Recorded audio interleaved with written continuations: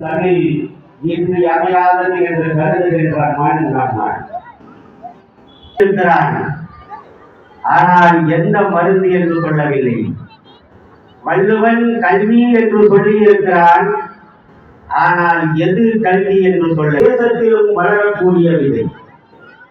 ஏனெனில் எந்த சபையை பற்றும் எந்த கூட்டத்தின் மீதான பற்றும் இல்லாமல் தனி மனிதனுக்காக இந்த மானுடத்திற்காக எழுதப்பட்டதுதான் இந்த வள்ளுவம் என்றும்.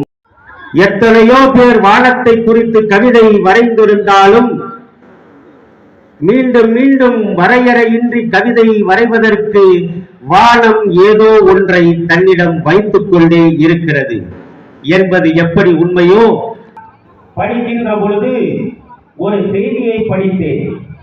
நமது மூதறிஞர் வாசுபா மாணிக்கனார் அவர்கள் தன்னுடைய மகளுக்கு பெங்களூரிலே இருந்த தன்னுடைய மகளுக்கு கடிதம் எழுதுகிறார். அதிலே அவருடைய பேரனை பற்றி சொல்லுகிறார். பெயரன் அபிநயன் என்ன செய்கிறான்? இந்த வாரம் கூடுதலாக எத்தனை குறள்கள் படித்தான்?